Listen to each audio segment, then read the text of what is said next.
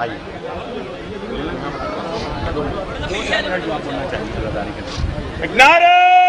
हैदरी, नारे सलवार।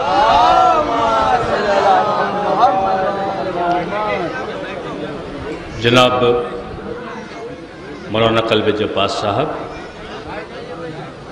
उपस्थित हमारे लखनऊ के सभी हजरात,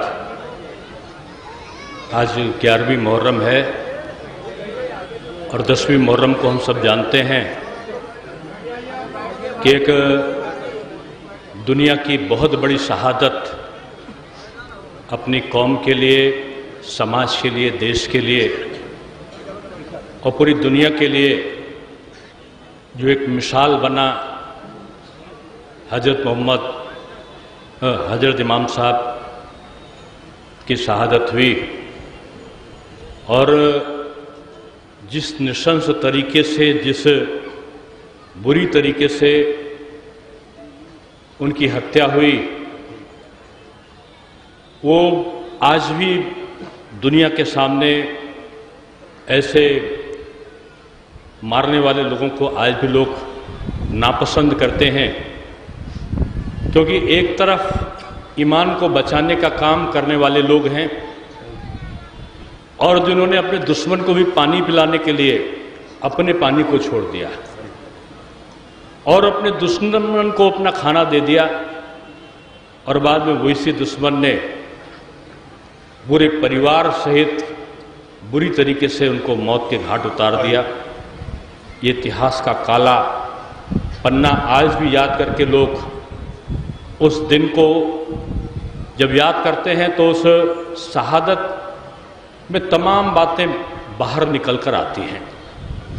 जो यजीदी विचारधारा है उसका दुनिया में कोई स्थान नहीं है। माननीय प्रधानमंत्री जी ने भी आज इमाम हुसैन साहब की शहादत का अपने ट्वीट में उल्लेख किया है। आज 11वीं मुहर्रम है, जनाबे ज़ैनब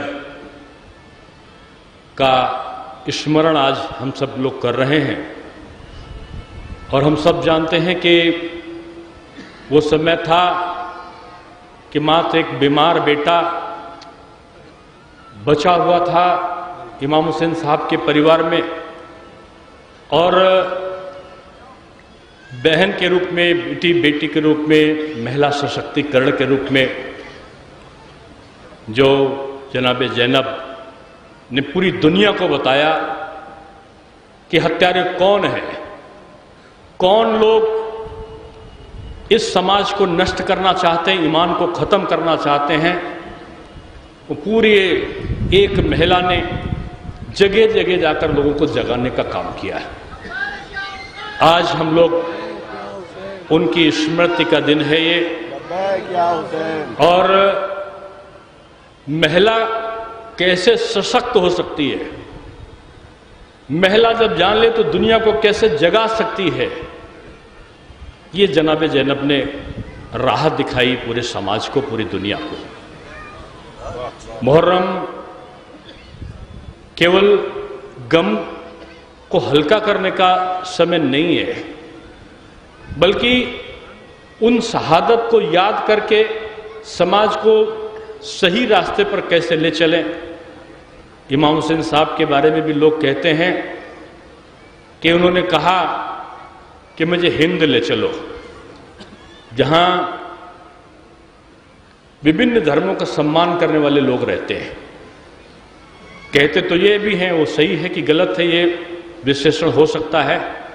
बहुत से लोग वहां पर यजीदी सेना का मुकाबला करने के लिए भारतवर्ष से गए थे, ये इतिहास इसका साक्षी है।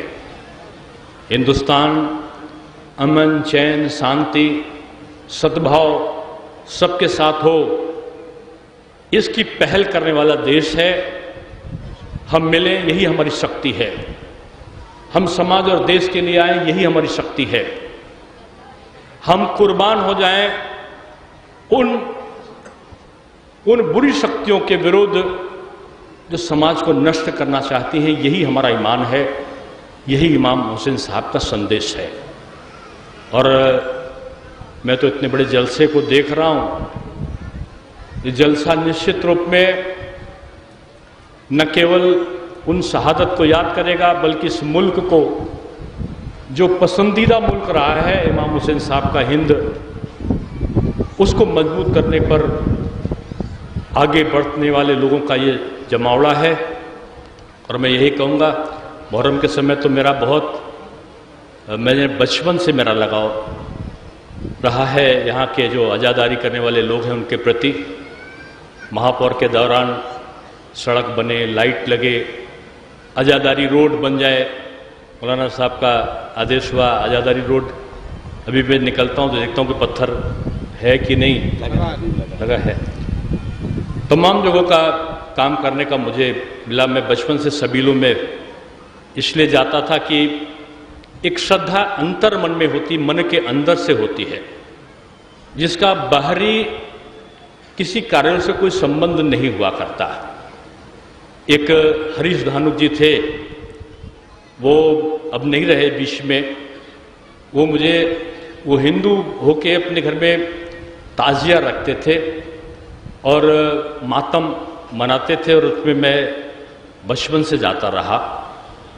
और मैं यही कह सकता हूँ, यही सभ्यता है भारतवर्ष की। एकता, समन्वय, सौहार्द, यही हमारा कर्तव्य है। आज हम केवल याद नहीं कर रहे, बल्कि हम महिला सशक्तिकरण का, जो जनाब ज़ैनब ने जिसकी शुरुआत करी है, महिलाओं को अधिकार मिलता है, उसकी बात उन्होंने कही कि महिला अकेले क्या नहीं कर सकती, उसका संदेश आज 11वीं मुहर्रम की 11वीं में उसका संदेश जाता है। निश्चित रूप में ये बहुत बड़ा संदेश है आज के नौजवानों के लिए भी और हमारी बहनों के लिए भी, कि वो समाज में अपना योगदान कैसे दे सकती हैं। मैं फिर से हजरत इमाम साहब को न केवल याद करता हूँ, स्मरण करता हूँ, उनकी शहादत पर मैं नमन करता हूँ, और आप सबको मैं इस आपके दुख में अपने आप को शामिल करता हूँ। यही कुछ बातें थी, मुझे बोलने का अवसर दिया। मुझे नहीं पता था कि मुझे बोलना है, लेकिन निश्चित रूप में आपके बीच में आकर मुझे उन्हीं बातों का एहसास अपने आप में होने लगा। इसलिए आपका ये मुहर्रम का जो अवसर है, ये मातम भी है और एक उनको याद करने का अवसर भी है। यही मुझे कहना था।